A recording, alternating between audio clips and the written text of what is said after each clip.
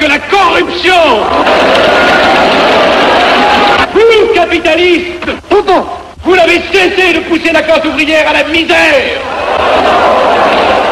Et vous, communistes, vous avez cessé d'exploiter cette misère voulue par les capitalistes.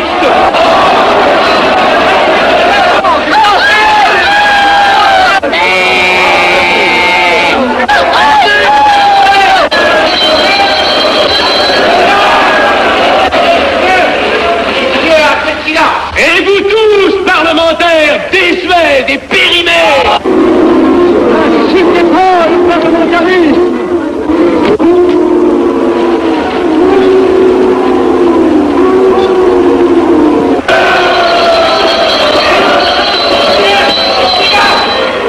Est-ce que je vais lever la séance?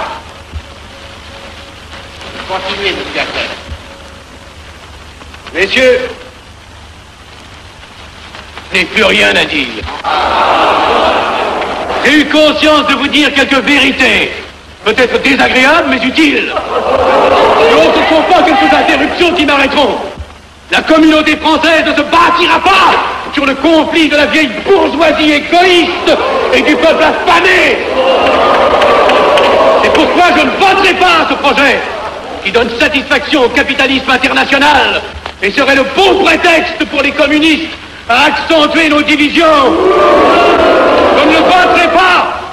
Je serai sans doute le seul à ne pas le voter, car il semble que par une étrange aberration, la Chambre tout entière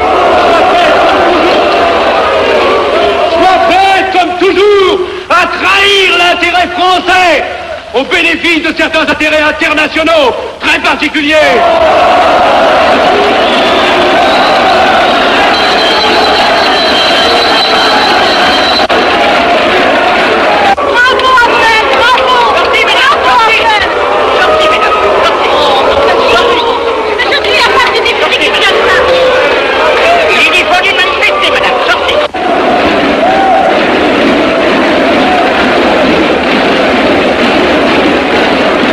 Il a du courage, ce petit Abnel. Ceux qui nationaux trop puritains nous font perdre notre temps. Il faudrait l'éduquer un peu. De quelle loge est-il? Il n'est pas de chez nous, mon frère Dubois. Tout s'explique. Voilà un garçon intelligent qui a besoin d'une méthode et de conseils. Présentez-le donc.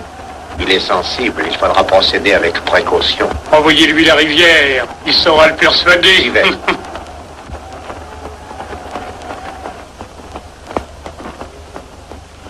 Mon cher vénérable, nous avons un service à vous demander.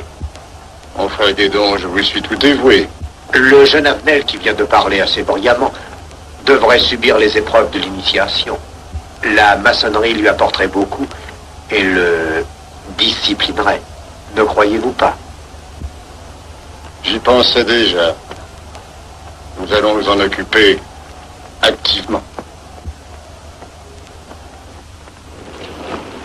Alors, je suis brisé.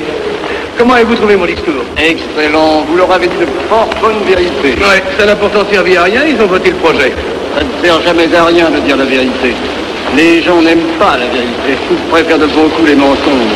Vous êtes cynique. Non, j'ai une certaine expérience politique, déjà ancienne. À propos, voulez-vous venir un peu avec moi? J'ai quelque chose à vous dire. Volontiers.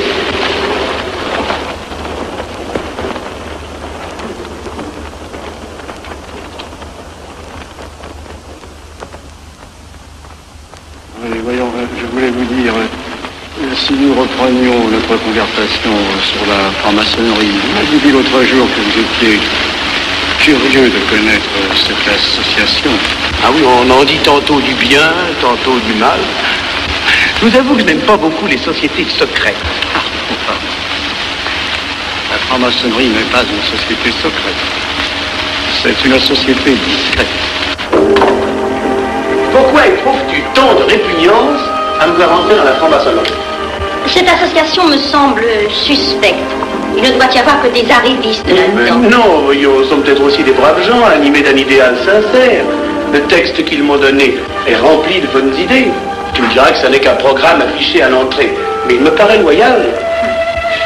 Tu es un honnête homme, mon chéri. Mais tu as un grand défaut. Ah, et lequel? Tu ne vois jamais le mal. Tu imagines que les autres sont bons comme toi-même. C'est pourquoi tu as toujours des déceptions. N'importe, je suis décidé à tenter cette expérience. Alors fais-la. Je souhaite me tromper. Quand dois-tu te présenter chez ces gens? Mercredi. Déjà.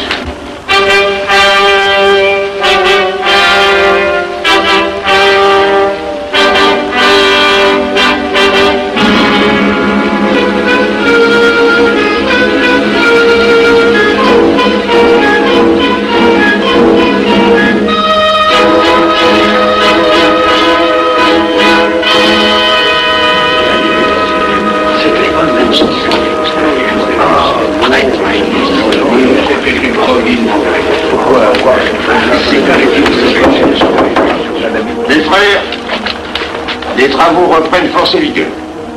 La tenue du comité a voté l'interrogatoire du profane Avnel. Nous allons lire les rapports confidentiels de nos enquêteurs. Pierre Avnel, né en 1902 à Laval, a fait sa première communion. Oh mon frère, je vous en prie. Mais déclare ne pas pratiquer régulièrement. A même cessé de fréquenter l'église. Très bien. Mais s'avoue spiritualiste.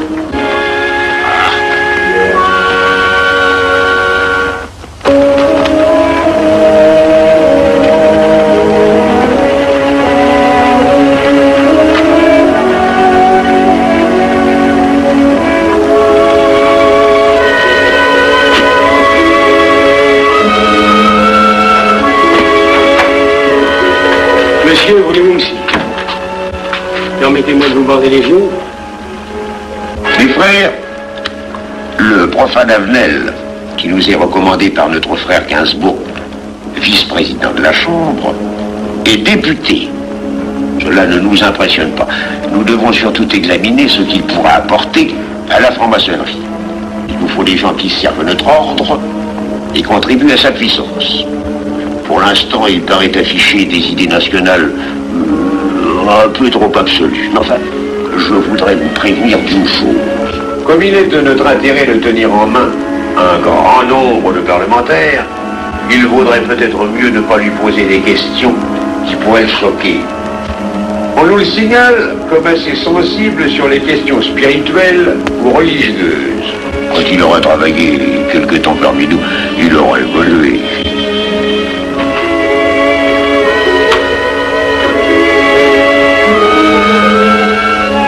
Voilà, le silence le plus absolu, mes frères. Qui frappe ainsi régulièrement à la porte du temple? C'est un profane qui demande à être interrogé, vénérable maître. Faites entrer le profane.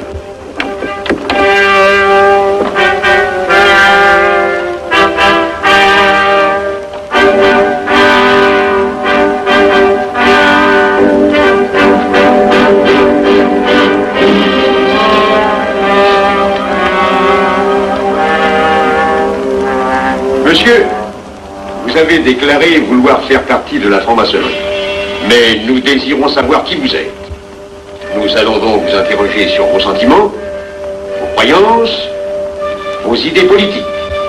Répondez-nous sans vous troubler, mais en nous disant la plus stricte vérité. Consentez-vous à cet interrogatoire? J'y consens.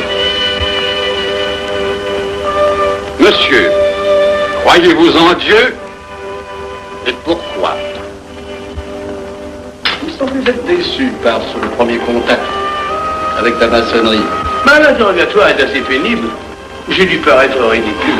Vous vous trompez. D'autres qui sont passés avant vous ont moins bien répondu. Vous avez été reçu avec une majorité convenable, 16 voix contre 10. Comment, j'ai eu 10 voix contre moi? Non, non, 2 seulement. 2. Mais les voix d'opposition comptent pour 5. Un opposant de plus, et vous étiez blackpoolé. La maçonnerie est difficile sur le choix de ses candidats. Pas assez, mon cher, pas assez. Je dois même vous avertir que lorsque vous serez en loge, vous serez déçu. Le milieu maçonnique est épouvantablement médiocre. Vous verrez que vous nous apporterez plus que vous le recevrez. Mais ces rites dont vous m'avez parlé, ces initiations mystérieuses... De bêtises. Il y en a qui y attachent un certain sens symbolique. La plupart des maçons rient eux-mêmes de ces vieilles pratiques désuètes. Seulement, le jour de votre initiation, tenez-vous bien, les épreuves de la cérémonie ne sont pas commodes.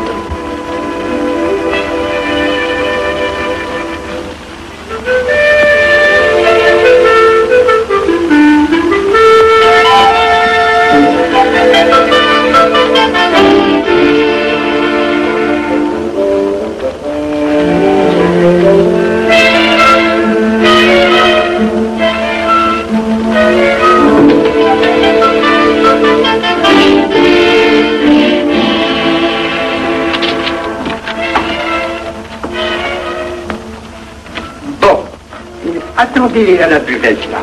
On viendra vous chercher. Mais c'est entendu, mon cher, je m'occupe de ton affaire.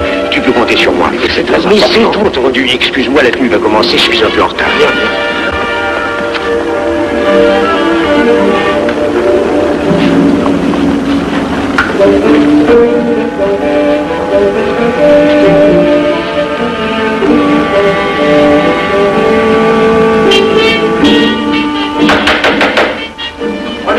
Mes frères, nous allons ouvrir les travaux.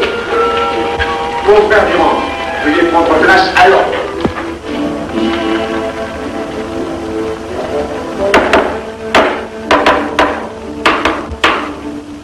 Frère premier surveillant, êtes-vous franc-maçon?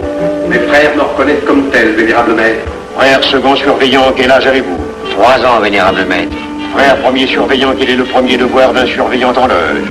Vénérable maître, c'est assurer que le temple est couvert. Veuillez vous en faire assurer par le frère couvreur.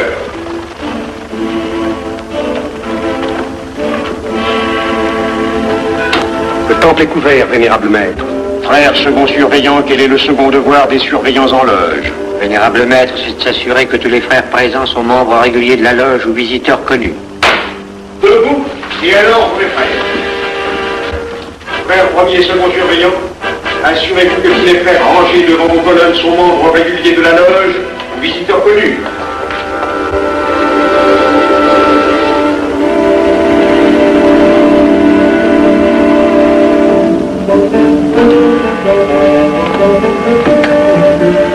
Vénérable maître, les frères qui décorent l'une et l'autre colonne sont membres réguliers de la loge ou visiteurs connus. Il en est de même à l'Orient. Frère premier surveillant, à quelle heure les francs-maçons opèrent-ils leurs travaux? À midi, vénérable maître. Quelle heure est-il, frère second surveillant? Il est midi, vénérable maître. Puisqu'il est l'heure du travail, frère premier et second surveillant, invitez les frères de vos colonnes à se joindre à vous et à moi pour ouvrir les travaux de la respectable loge des enfants de l'univers Orient de Paris, au grade d'apprenti, en la forme accoutumée. À moi mes frères, par le signe, la triple batterie et l'acclamation.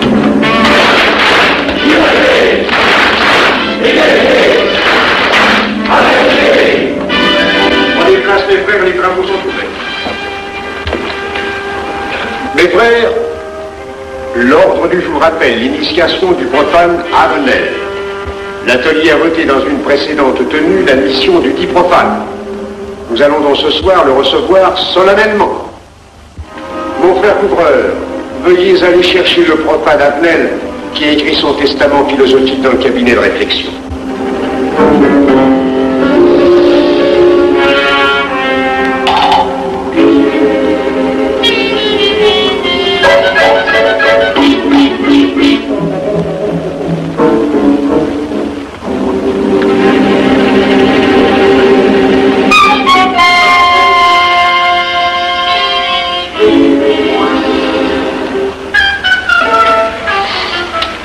Rigolo leur truc. Monsieur, veuillez me suivre.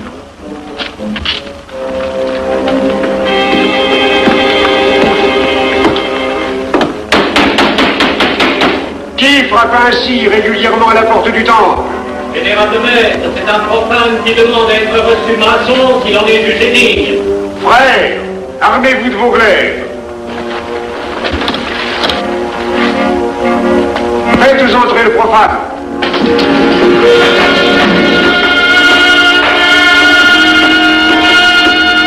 Laissez-vous, monsieur.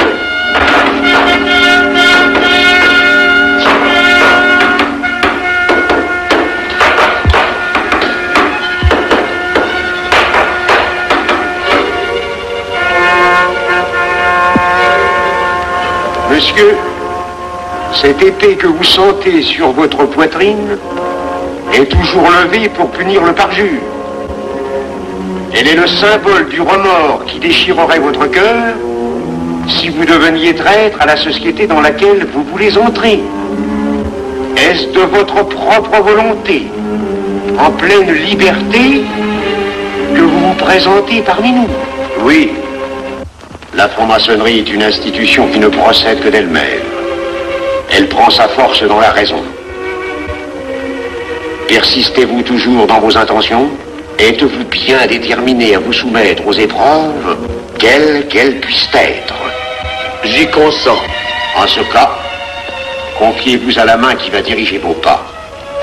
Mais, comme il serait imprudent de s'imposer des obligations dont on ne connaîtrait pas l'étendue, il est de la sagesse de cette respectable assemblée de vous dire quels seront vos devoirs si elle vous admet dans son sein.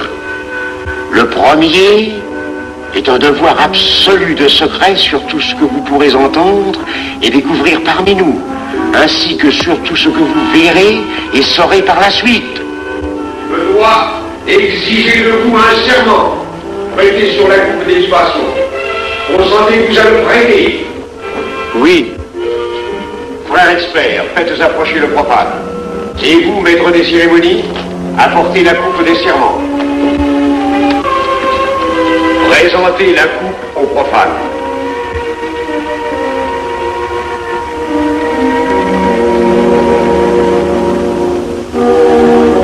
Prononcez avec moi le serment.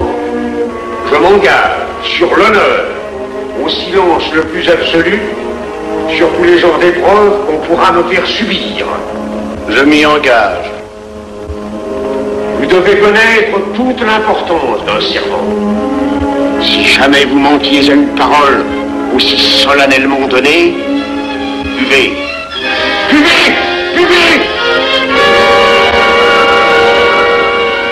Que ce breuvage amer soit pour vous le symbole de l'amertume et du remords que laisserait dans votre cœur le parjure qui aurait souillé vos lèvres.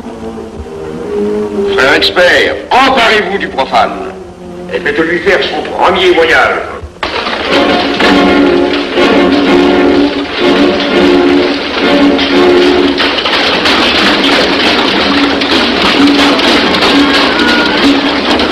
Voilà, c'est un profane qui demande à être reçu maçon. Comment ose-t-il l'espérer? C'est qu'il est libre et de bonne mœurs. Puisqu'il en est ainsi, qu'il passe.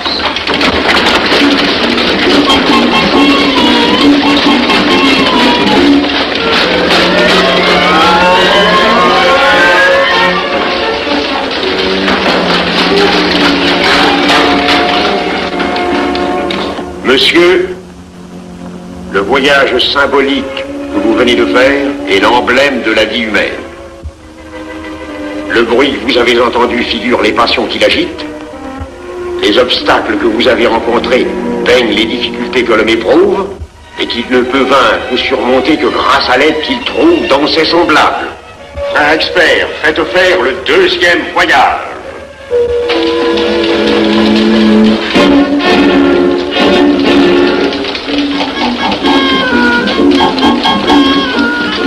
Qui va là?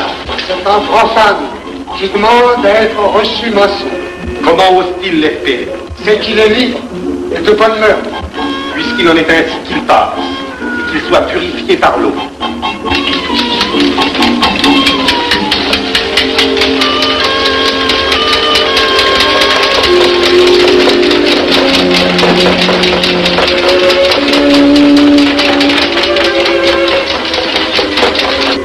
Monsieur, nous avons procédé à l'épreuve de l'eau qui représente l'épuration de votre esprit naissant à la vie maçonnique.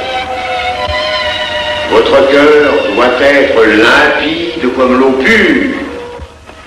Frère expert, faites faire le troisième voyage.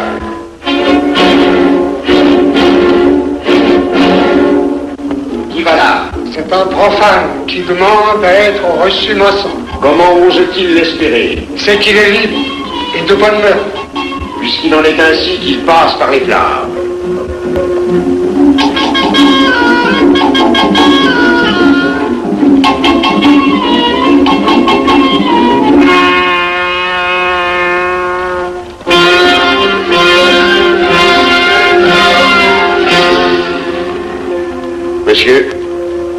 flammes dont vous avez été environnés ont achevé vos épreuves.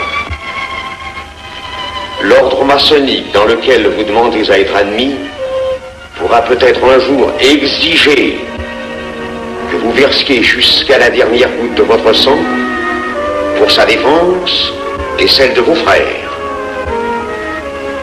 Je vais maintenant vous faire prêter serment à la franc-maçonnerie. Frères experts, amenez le profane à l'autel. Les frères, debout, à l'ordre et lèvez vos mains.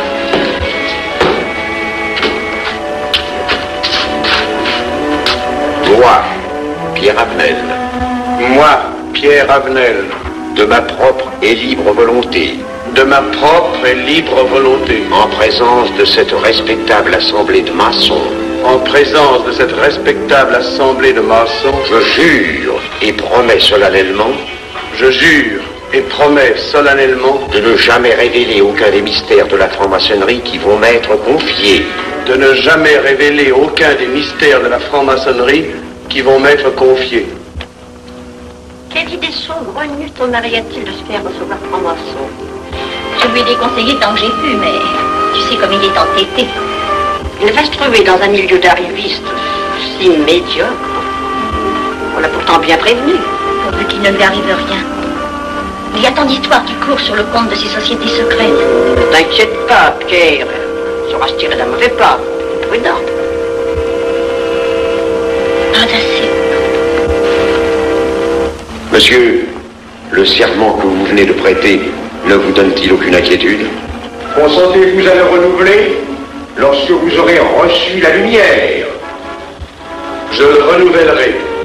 Les frères, nous allons donner la lumière aux profanes. Frère couvreur, préparez-vous à accomplir votre office. Que la lumière lui soit donnée à mon troisième coup de maguet.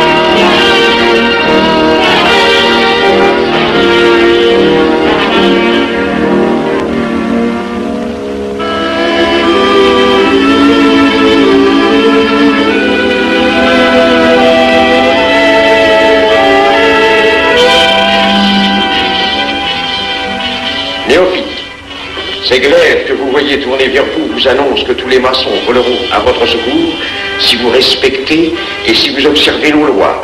Mais ils vous annoncent aussi que si vous trahissez votre serment, vous n'échapperez pas à la vengeance de tous les frères répandus sur la surface du globe et qui ont juré de punir le parjure. Le jurez-vous, mes frères?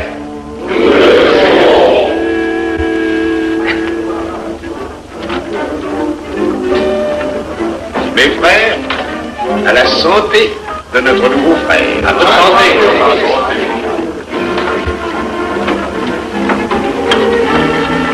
Mon très cher frère, qu'est-ce que vous pensez de cette soirée? Eh bien, c'est curieux. Cette cérémonie est très impressionnante.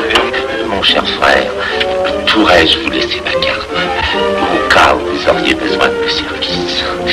Je vends de tout, de la bonneterie, des chaussures, du savon à nettoyer invraisemblable. Tu permets, mon cher Lévi-Stein? Je t'en prie. Mon frère Avenel, nous allons bientôt vous mettre à contribution. Oui, un de nos amis de notre loge voudrait un bureau de tabac. Le Grand Orient est submergé de monde en ce moment. Avec vous, ça ira peut-être un peu plus vite. Volontiers. Je vous remercie. Ah, dans quelque temps, je vous parlerai aussi d'une autre affaire. Depuis plusieurs années, j'ai droit à la Légion d'honneur. Je ne m'en suis jamais occupé, je n'ai pas dérangé nos amis pour ça, on leur demande déjà tellement de choses, n'est-ce pas? Vous m'aiderez? À votre service. Merci. Alors on nous voit. Ah non, comme ça. Voyez-vous, des petits coups secs avec le pouce, là, comme ça. Pom, pom, pom. Essayez. Pom, pom, pom. Et ben voilà. Avec ce signal-là, on ouvre toutes les portes.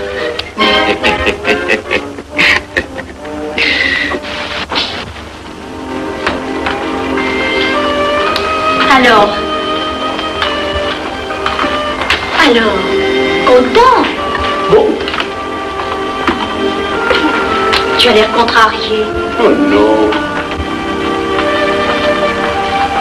Déjà déçu? Pas encore.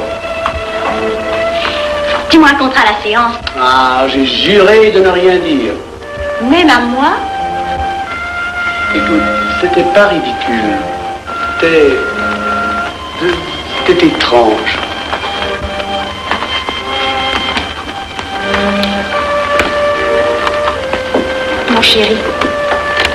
Mon chéri, c'est idiot, mais j'ai peur pour toi.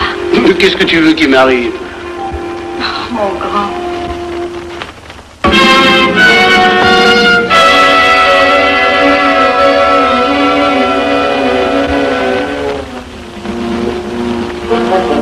Mon très cher frère Avenel, vous êtes député. J'ai un service à vous demander. Tous les détails sur la filousterie. Mon très cher frère, si vous pouviez m'obtenir cette place, vous me feriez plaisir.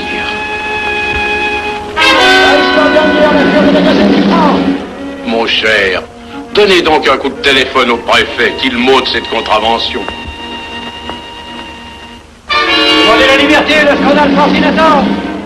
Mon très cher frère Avenel, j'ai besoin d'un bon témoin de moralité dans un procès.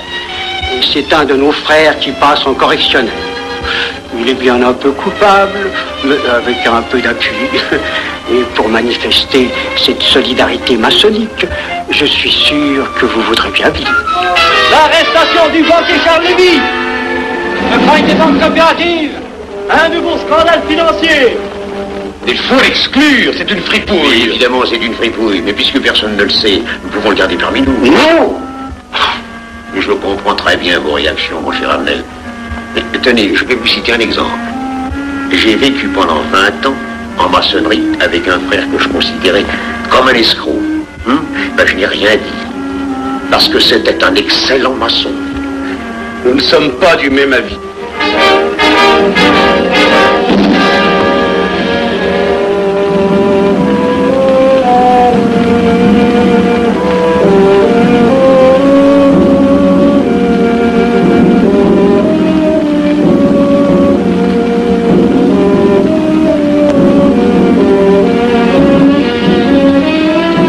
Pas pour lui. Pourquoi? C'est un adversaire de la maçonnerie. Mais son projet est excellent. Qu'importe, il nous dessert. Vous n'avez pas l'air de mon ami. Non. Non, non et non, je ne ferai pas ce que vous voulez. Un bout de mot de vous conformer à la discipline républicaine. La discipline républicaine et maçonnique.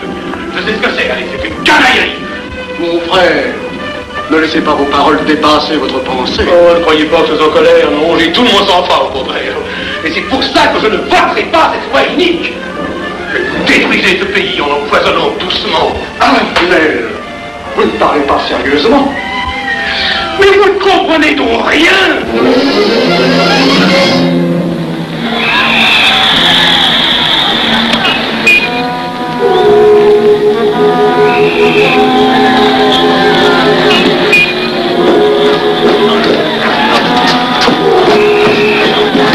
Que se passe-t-il? Regardez. Mais calmez-vous, mon vieux. Ce n'est rien. Rien.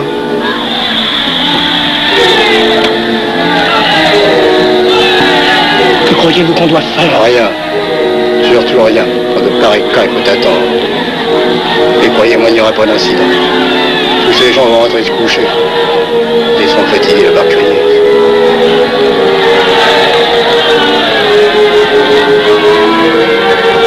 Qu'en pensez-vous, Avenel? Je voudrais être avec eux, place de la Concorde. Vous ne parlez pas sérieusement? J'ai pas envie de rire.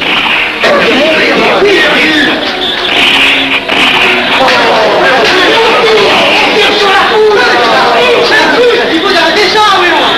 Mais faut arrêter ça.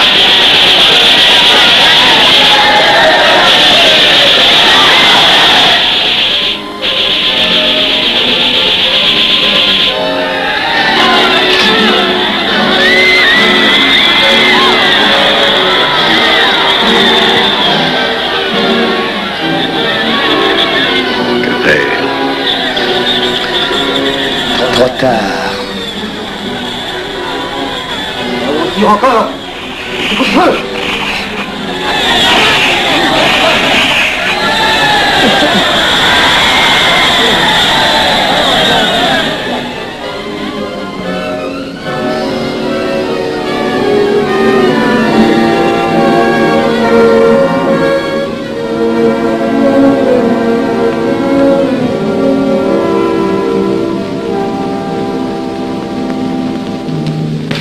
Messieurs, nous avons établi définitivement la liste des membres de la commission d'enquête. Tout le monde est bien d'accord pour la soumettre au vote de la Chambre.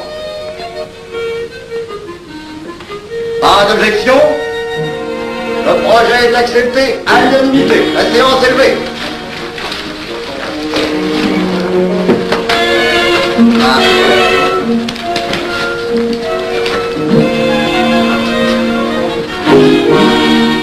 Vous pensez que ça va marcher?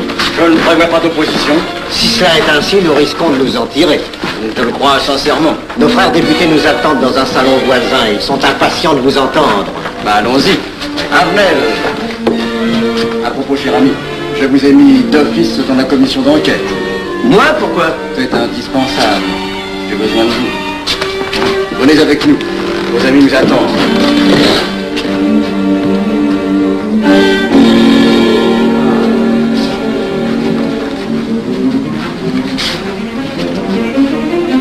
Mes frères, puisque nous sommes entre nous, je puis vous dire bien confidentiellement que nous allons traverser ces événements graves sans trop de dommages. La commission vient d'accepter tout à l'heure les listes que nous avons proposées pour la commission d'enquête. Beaucoup de nos adversaires en font partie, mais dans l'ensemble, les maçons sont encore en majorité. Rassurez-vous donc, ni la République ni la maçonnerie ne sont perdues. Elles ont traversé une crise grave.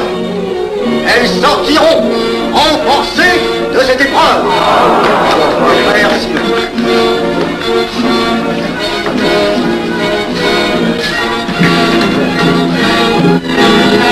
Demandez l'anti-Marfon, le scandale de la commission d'enquête. Demandez l'anti-Marfon, le scandale de la commission d'enquête. Vous me demanderez successivement le Quai d'Orsay, la Banque de France, l'état-major, le secrétaire général du Parti radical socialiste, le temps et les usines d'aviation Guerlain.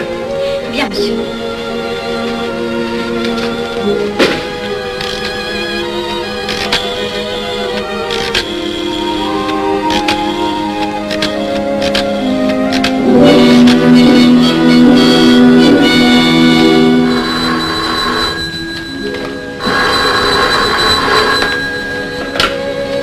Allô, le chef de cabinet du ministre. Allô? Mais oui, passez-le moi. Lui-même, à vos ordres, votre très cher ami.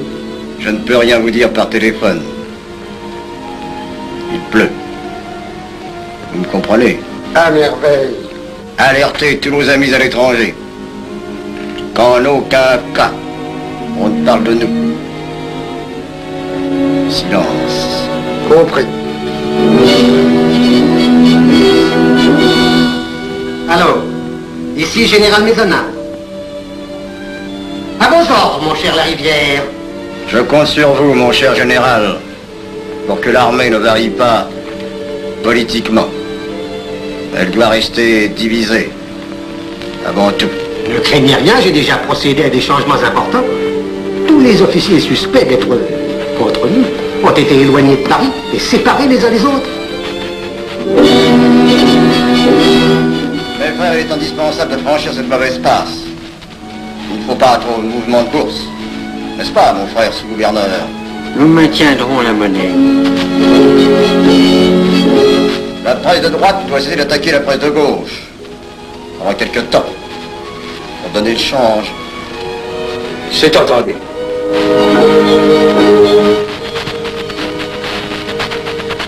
Les partis de gauche doivent faire entente avec ceux du centre.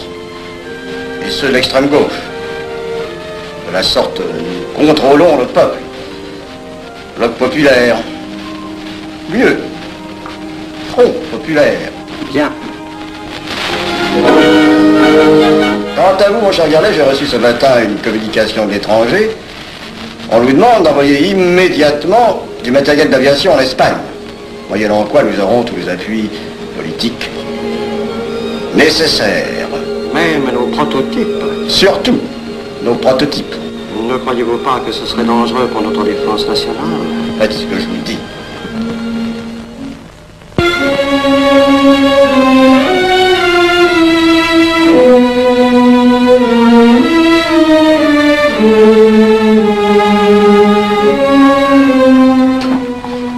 Monsieur Avenel, faites entrer.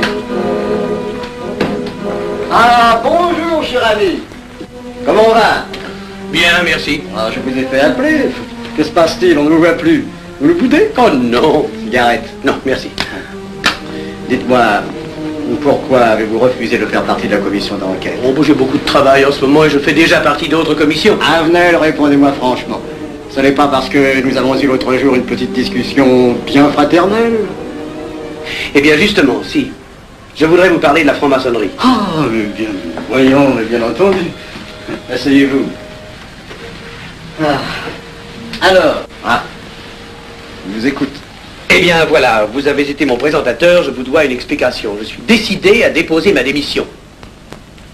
Vous avez l'air d'avoir été déçu par la maçonnerie. Oh, pire, choqué. Pourquoi? Mais confessez-vous, mon vieux. Vous ne serez pas le premier maçon qui m'aura ouvert son cœur. Qu'est-ce qu'on vous a fait? Mais à moi, personnellement, rien. Mais je trouve ce milieu maçonnique... pourri d'arrivistes écœurants. Je vous l'accorde. Ah, je ne vous le fais pas dire. Oh, croyez-vous que je sois dupe? Alors, je ne comprends pas. Tant de vertu affichées sur le programme à la porte. Tant de mystère à l'intérieur pour ne cacher que ces petites combines, ces appétits de comitard. Je m'attendais à trouver des hommes dévoués, sinon supérieurs. Au lieu de ça, je n'ai rencontré que des quémandeurs de bureaux de tabac ou de décoration, ou alors des fripouilles qui cherchaient à m'utiliser pour échapper à des condamnations. En dehors d'eux, des phraseurs, des sectaires ignorant tout, ne connaissant rien de l'histoire de leur pays, rien de l'histoire du monde, rien de la politique, rien de la philosophie, rien. Ah, des cerveaux vides, mais des dents longues, et des langues folles. Et c'est cela qui gouverne la France. Quel grade avez-vous maintenant? J'ai été initié à la maîtrise il y a peu de temps. Eh bien, si vous avez le courage de vivre encore quelques années dans la médiocrité des ateliers bleus, vous passerez ensuite aux ateliers supérieurs. C'est mieux? C'est autre chose. Voyons, vous êtes 33e, n'est-ce pas? C'est le grade le plus haut dans la maçonnerie. Mon petit Avenel, je vais vous révéler, quoique je ne le doive pas, ces fameux secrets maçonniques dont on fait tant de mystères. En maçonnerie, on cache tout aux petites gens. En bas, vous ne savez rien. En haut, vous commencez à voir un peu plus clair dans le jeu mondial. Moi-même, je ne suis pas totalement éclairé sur les intentions des dirigeants de notre ordre. Et quand je dis dirigeants, je me trompe. Il n'y a pas de chef chez nous. Il n'y a que des exécutants. Je suis un pion sur un échiquier, j'accomplis une fonction. Je reçois des messages. J'obéis. Je transmets. J'agis. Mais qui dirige? Personne. C'est beaucoup plus compliqué et simple en même temps qu'on ne pense. Qu'est-ce que la maçonnerie? Des groupes d'hommes qui se sont réunis aux quatre coins de l'univers pour enserrer le monde dans un réseau aux mailles infranchissables. Nous sommes 50 000 en France, 500 000 en Angleterre. 3 millions en Amérique, c'est peu. Mais c'est énorme. Parce que nous formons un bloc uni, d'une seule volonté. Nous rayonnons partout. Nous commandons partout. Ici, 300 parlementaires sont francs-maçons. En Angleterre, le roi fait partie de notre ordre. Aux États-Unis, le président est 32e. Il n'y a pas un pays où nous n'ayons nos appuis secrets, nos hommes, nos banques, nos groupes dévoués. Et ceci n'est rien. Je ne vous montre là de la maçonnerie que la puissance physique. Il y a peut-être autre chose. Mais quoi? Une doctrine supérieure. Une antique expérience des forces du monde qui nous permet de pousser les peuples tantôt vers la vie, tantôt vers la mort, quand il le faut. La mort? Je croyais la maçonnerie attachée à la paix. À une certaine paix. Notre paix. Sinon,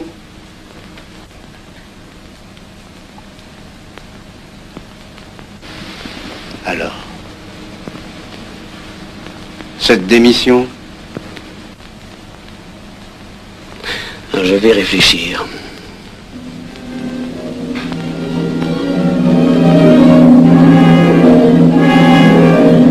Alors, il n'y a qu'une solution, la guerre.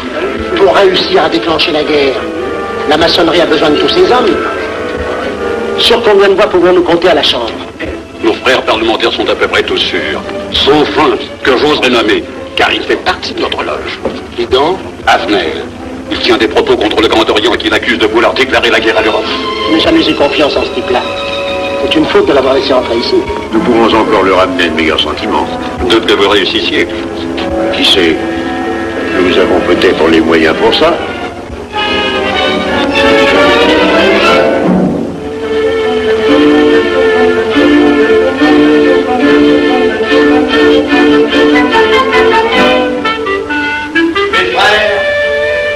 L'aviation allemande n'a pas d'appareil. Plus de 2000 accidents d'avion l'année dernière en Allemagne. La liste Siegfried est à peine construite. Les tanks allemands marchent difficilement. Un détail entre autres qui m'a été rapporté par un de nos frères. Quand leurs tanks sont entrés à Vienne, on fait affirmer que certains d'entre eux étaient en garçons et montés sur des routes bicyclettes.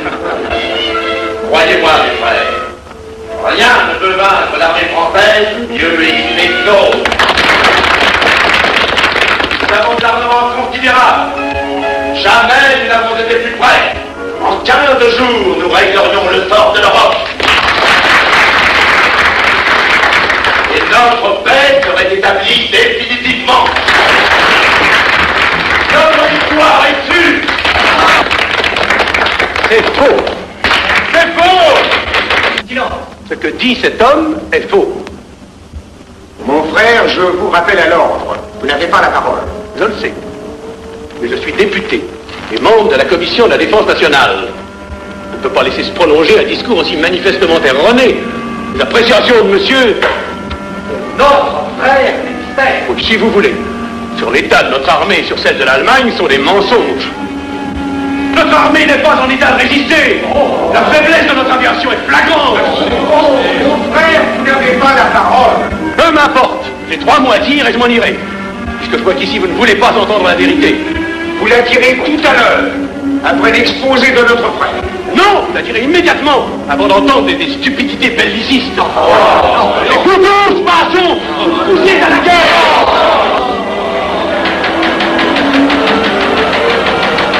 Nous n'avons pas d'armes modernes, pas d'avions, pas de chefs, pas de morale surtout. Le peuple français ne se battra pas pour défendre une idéologie fumeuse, un régime ignoble, une république pourrie. Mon frère Abdel. Prie de couvrir le dos.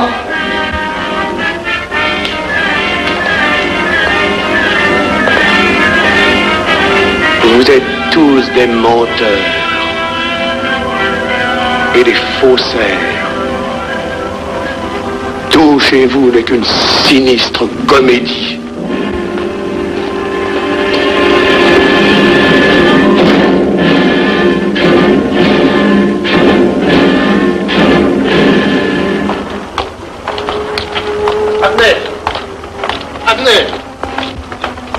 Abnel, excusez-moi, comme vous, j'habite Neuilly, c'est pourquoi je me permets de vous rejoindre. Vous avez fort bien fait, mon frère. J'étais près de vous à la CNU. Je voulais vous féliciter. Oh, merci. Vous avez très bien fait de leur crier des vérités. Ce sont des fous.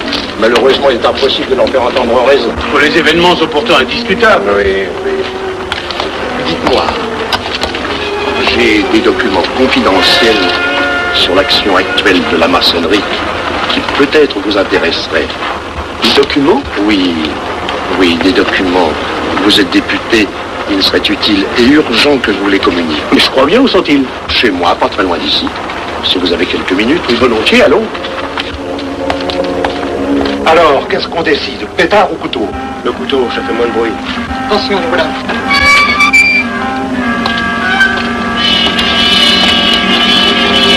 Un instant, je vais voir si...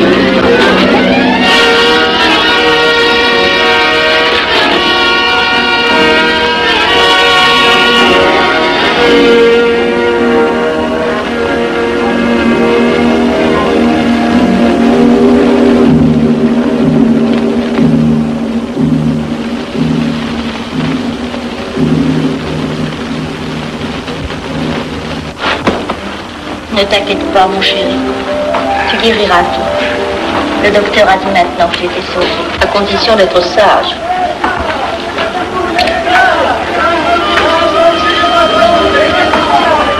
Qu'est-ce qu'on entend? C'est la mobilisation générale, mon chéri. Quoi, la mobilisation? Ne t'agite pas, je t'en supplie. Je n'aurais pas dû te le dire, mon Dieu.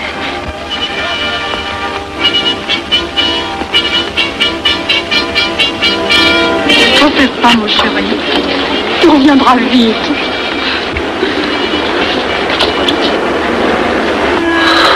Les brutes. Ils sont arrivés. Ils ont réussi à déclencher leur guerre. Oh, ne bouge pas. Tes plaies sont à peine fermées. Si j'étais pas tombé sous les coups de ces criminels, j'aurais peut-être pu arrêter ça. Mais non, tu n'aurais rien pu empêcher, mon chéri. Ces hommes sont plus forts que toi. Ils ne t'auraient pas manqué.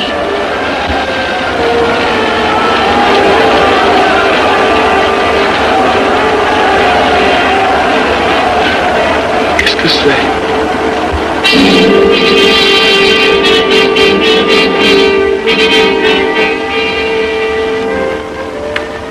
Les malheureux.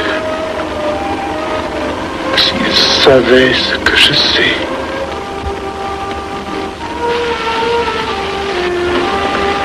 Mes frères, nous pouvons affirmer en toute sérénité que la franc-maçonnerie universelle a présentement atteint son but.